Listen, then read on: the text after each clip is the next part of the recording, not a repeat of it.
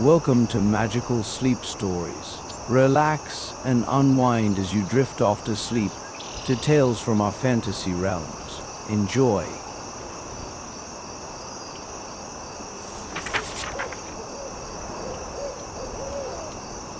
The first snowfall at Winterfell never truly melted. It layered. It gathered. It softened stone and sound and memory alike until the world felt quieter, as though even time had decided to tread more carefully. You noticed it first in the Godswood, not the snow itself, that had already come in thin, drifting veils over the past weeks, but the stillness beneath it.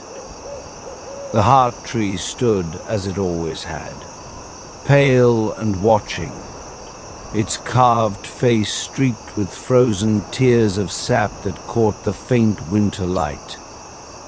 Around it, the ground lay untouched, a smooth expanse of white, broken only by the slow, deliberate impressions of animal tracks. And new ones at that. You crouched beside them, brushing a gloved hand lightly over the edge of a print. Too large for a dog, too purposeful for anything wild that still remained so close to Winterfell's walls. Behind you, the snow shifted with a soft crunch. "You're doing it again," came a familiar voice. You didn't turn immediately. Instead, you traced the shape of the track once more, committing it to memory before rising slowly. "I'm observing," you said. "That's what you always call it," she replied. When you finally turned, you found Elira standing a few paces back, her dark cloak dusted with snow, her breath visible in the cold air. She carried no visible weapon, but that meant little. Elira rarely needed one in hand to feel prepared. Her gaze dropped to the tracks. "Those are new," she said. "Yes. How long?" "Since last night," you answered. "The edges haven't softened yet." Elira stepped closer, crouching beside you. She reached out, pressing her fingers lightly into the print. "They're heavier than before," she said. You nodded. "They're growing." A silence settled between you, not uncomfortable, but weighted. Around you, the Godswood held its breath. The branches overhead were heavy with snow, bending slightly under its weight. A raven called somewhere beyond the trees, its voice sharp against the muted stillness. Elira stood again, brushing snow from her hands. "If the others see these—" "They will," you said. "Soon, and then?" she asked. You looked toward the heart tree, toward the old, watching face carved into pale bark. "Then they'll say what they've always said," you replied. "That direwolves belong to stories." Elira's expression tightened slightly. "And what do you say?" You didn't answer right away. Instead, you looked again at the tracks, at their depth, their direction, their certainty. "They belong here," you said quietly. Winterfell stirred slowly in the cold. Smoke rose from the chimneys in steady grey streams, carrying the scent of burning wood and something richer. Stew, bread, life contained within stone walls against an unforgiving world. The courtyard echoed faintly with movement, boots on packed snow, the dull ring of steel meeting steel in practice, the low murmur of voices kept close to conserve warmth. You and Elira crossed it without speaking much. She walked with purpose, as she always did, her path direct, even when the ground was uneven beneath fresh snow. You followed slightly behind, your attention drifting, not aimlessly, but outward, taking in details that others might overlook. A stable hand brushing frost from a horse's mane. A child pressing their hand into the snow, then comparing it to a footprint. A pair of guards speaking in low tones, their breath fogging the air between them. All of it felt contained, ordered, unlike the tracks in the Godswood. "Where are we going?" Elira asked finally. "The outer woodline, you said." She glanced at you. "You think they've gone that far?" "I think they're avoiding us," you replied, "which means they'll stay just beyond where we usually look." Elira considered that. "Smart," she said. "Alive," you corrected. That earned you a faint, almost reluctant smile. Beyond the walls of Winterfell, the world opened into a wide, quiet expanse. The snow lay deeper here, untouched by the constant movement of castle life. The trees stood taller, their branches heavier, their shadows stretching long and thin across the white ground. The wind moved differently too, colder, less forgiving. You pulled your cloak tighter as you walked, the air biting at any exposed skin. Elira moved ahead, breaking the path. "You've been out here more than you've said," she called back. It wasn't a question. "Yes," you admitted. "Looking for them?" "Yes." "And you didn't think to tell me?" You hesitated. "I wasn't certain yet," you said.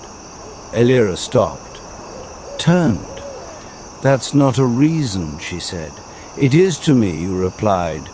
She held your gaze for a long moment, then nodded once. "Next time," she said, "you tell me anyway." Next time, you agreed. You found them at the edge of a frozen stream, not all at once. First, a shape in the distance, then movement, then presence. They did not approach, they did not retreat, they watched. 5 of them, larger than any wolf you had seen before, their fur thick and pale against the snow, blending so well they seemed to emerge from the landscape itself. Their eyes were not soft, not tame, but they were not wild in the way starving creatures are wild. They were measured, alive in a way that felt deliberate. Elira stepped forward slightly. You reached out, catching her arm. "Wait, they're not attacking," she said. "Not yet," you replied. She stilled.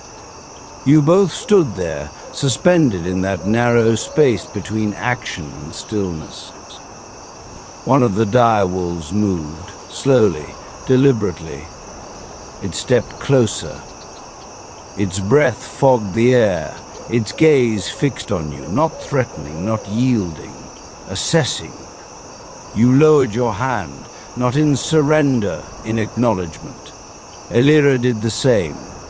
The direwolf stopped, a few paces away, close enough that you could see the texture of its fur, the slight rise and fall of its chest, the quiet intelligence in its eyes.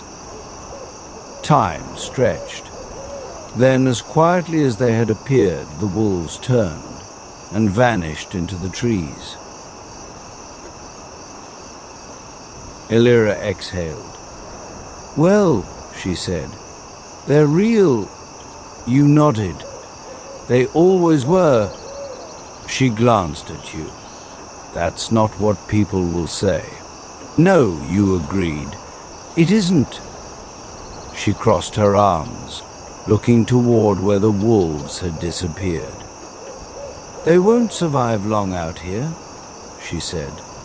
"Not if people start hunting them. They're already surviving," you said. "For now."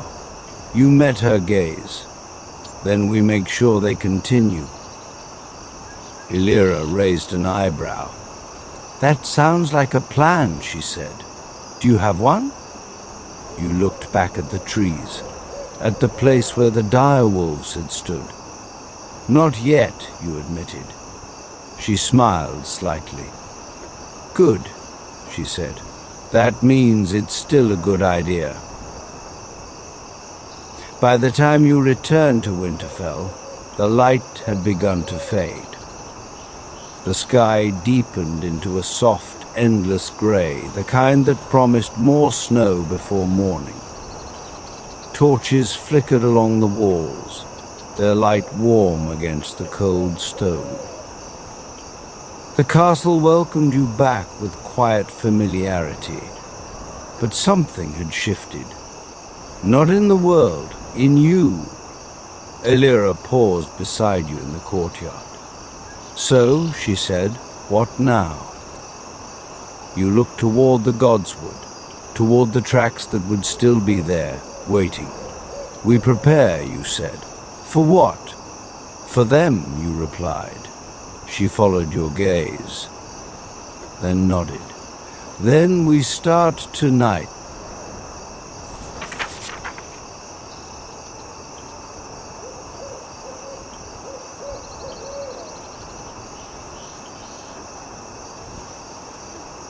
That night, Winterfell felt older than usual. Not in its stones. They'd always been ancient.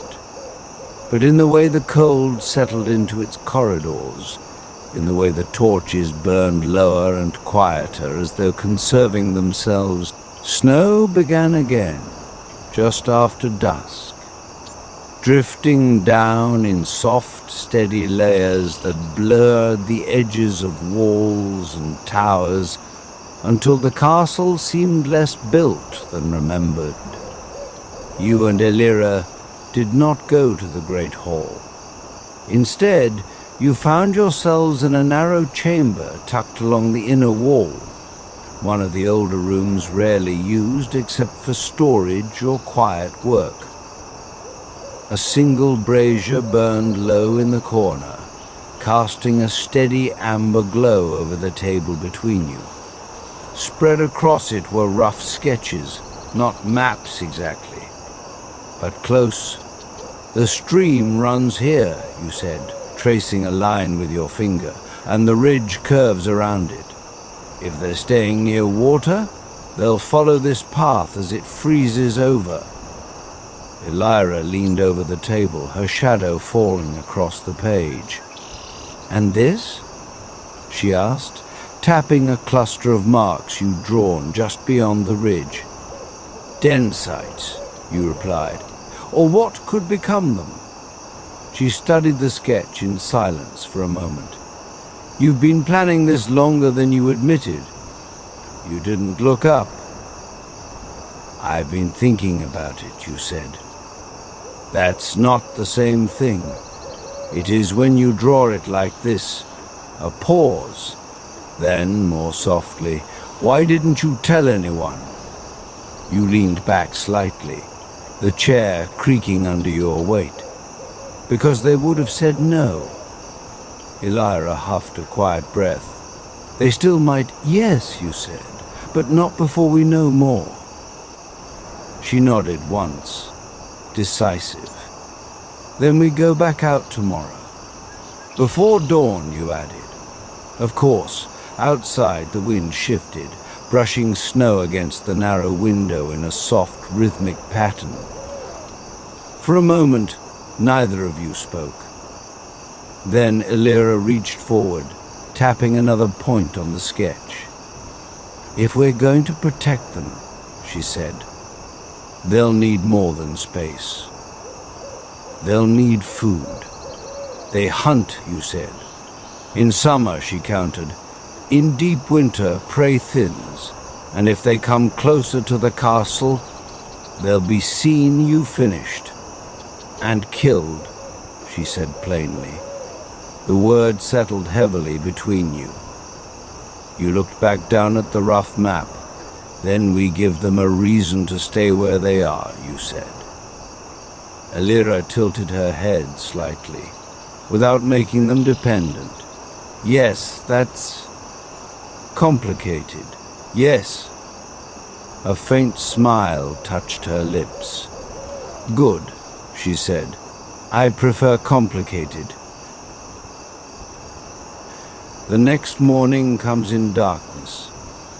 Not because the sun has not risen, but because the clouds have thickened, turning the sky into a low, endless ceiling of grey. Snow still falls, softer now, but constant. You meet Elira at the gates. She carries a small pack slung across her back. You carry one as well, though yours is heavier. "You brought too much," she says immediately. "I brought enough," you reply. She eyes the straps. "Define enough." "Supplies," you say. "Tools, some food, for us or for them?" "Both." She exhales slowly. "This is going to get complicated faster than I thought." "It already has," you say. The guards at the gate watch you both with mild curiosity, but say nothing as you pass. Students and residents of Winterfell move in and out often enough that two figures heading into the woods at dawn do not yet draw suspicion. Not yet. The world beyond the walls feels sharper today. Colder. The snow underfoot is deeper, the path harder to break. Each step sinks slightly before holding, the ground beneath firm with frost. Elira leads again, her pace steady. "You think they'll still be near the stream?" she asks. "Yes," you say. "Unless something drove them off. Let's hope not." The trees close in as you move farther out, their branches heavy with snow that occasionally slips free in soft, sudden falls. The silence is thicker here, broken only by the sound of your steps and the faint whisper of wind. When you reach the stream, it is almost entirely frozen. Only a narrow ribbon of dark water remains visible, moving slowly beneath a thin skin of ice. You stop. Something has changed. The tracks are more numerous now, layered, crossing over one another in patterns that suggest movement, not random, but active. "They've been here," Elira says. "They're still here," you correct. You feel it before you see them, that quiet awareness. That sense of being observed. Elira feels it too. You can see it in the way her posture shifts, her movements becoming more deliberate. "Easy," she murmurs, "I know." A shape moves between the trees. Then another. The pack emerges again, not all at once, but in fragments of motion that resolve into presence. 5, still 5, but closer this time, bolder. One steps forward. The same one as before, you recognize it in the set of its shoulders, the calm precision of its movements. It stops within a few paces. Snow drifts between you. The world narrows. You do not reach out this time. You simply stand. Wait. Elira does the same. The direwolf tilts its head slightly. Not confusion. Consideration. You slowly lower your pack to the ground. Elira glances at you but says nothing. Carefully, deliberately, you open it. Inside are wrapped bundles. You unwrap one. Meat. Not fresh killed, but preserved well enough to carry. You place it on the snow between you, then step back. The direwolf watches, does not move. Another wolf shifts behind it, restless. The lead wolf remains still. Time stretches again. Then slowly it steps forward, it lowers its head, sniffs. You feel your breath catch. This is the moment, acceptance or rejection, trust or retreat. The wolf takes the meat, not greedily, not desperately, simply takes it. It steps back. The others close in, but not chaotically. There is order here, structure. Illyra exhales softly. Well, she whispers, that's something. Yes, you say quietly. It is more than something. It is a beginning. Days begin to take on a pattern. You return each morning, not always with food, sometimes with nothing but presence. The wolves grow accustomed to you, not tame. Never that, but aware. The distance between you shortens by degrees, measured not in steps, but in trust. You begin to notice differences among them. One favors its left side slightly. Another watches the trees more than the others, alert to movement you cannot see. The smallest, still massive compared to any ordinary wolf, stays near the edges, observing more than participating. Illyra notices too. You've started naming them, she says one morning. I have not, you reply. You just referred to that one as the Watcher. That's a description. It's a name, you consider this. It's a useful distinction. She smiles. Of course it is. Winter deepens. Snowfall becomes heavier, more constant. The world narrows to white and grey, and the dark lines of trees and walls. But within that narrowing, something expands. The wolves grow stronger, more certain. Their movements become more fluid, more confident. They begin to run again, not just to move, but to run. You watch them one afternoon as they cross the ridge, their forms cutting through the snow with effortless power. Illyra stands beside you, arms crossed against the cold. They're not just surviving, she says. No, you agree, they're recovering. She glances at you. Because of us? You shake your head. With us, you say. Not because of us. She nods slowly. That matters, yes. Not everyone remains unaware. Whispers begin first. Tracks spotted near the outer walls. Livestock unsettled. Stories carried from one voice to another until they begin to take shape. Direwolves. The word returns. At first it is dismissed, then questioned, then believed. One evening, as you cross the courtyard, you hear it clearly for the first time. They've been seen near the woods. A guard says quietly to another, "That's not possible. Tracks don't lie, and if it's true," a pause, "then they won't be allowed to stay. You do not stop walking." But the words follow you. That night, you and Illyra return to the small chamber. The sketches are still there, but now they are covered in new markings, routes, patterns, contingencies. They're going to find them, Illyra says. Yes, and when they do, they'll act. You finish. She leans forward, hands braced on the table. Then we need to decide now. Do we hide them, move them, defend them? You look down at the map, at the lines you've drawn, at the place where the wolves have chosen to stay. They belong here, you say again. Illyra meets your gaze. Then we make sure they can stay, she says. How? She straightens slightly. We make them necessary. You frown. Explain. If the wolves are seen as part of the land, as something that protects Winterfell rather than threatens it, then they won't be hunted. You consider this. It will take more than stories. Then we give them something real, she says. The opportunity comes sooner than expected. A storm rolls in hard from the north, bringing with it more than snow. By morning, the outer wood line is disturbed. Tracks, different ones, cut through the drifts. Not wolves. Something else. Something larger. You and Elira find them first.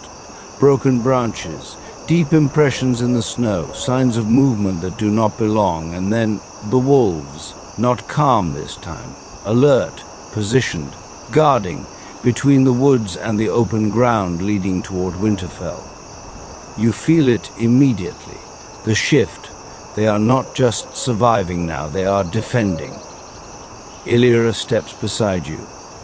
"They are holding the line," she says. You nod. Yes, from the trees, something moves. You do not see it clearly, but you hear it, a low, unnatural sound. The wolves do not retreat, they stand. And in that moment you understand what Elira meant. Not stories, not symbols, something real. By the time others arrive, guards, watchers, men called by rumor and concern, the wolves are still there. Visible, unmistakable, not as shadows in the woods, but as presence, standing between Winterfell and whatever moved beyond the trees. No one speaks immediately. The wind carries snow across the scene, softening edges but not meaning. Elira steps forward. "They've been here for weeks," she says. "They've kept to the woods. They've harmed nothing." She pauses. "And now they're guarding this ground." You feel the weight of many eyes, of decisions forming, of old stories rising to meet new reality. The wolves do not move, neither do you. At last, one of the older men speaks. "Then we let them," he says quietly. "Spring will come eventually, it always does, but for now Winterfell remains wrapped in white silence. And at its edge, in the place where wildness meets stone, the direwolves run again. Not as ghosts, not as memory, but as something living, something returned, and something at last that belongs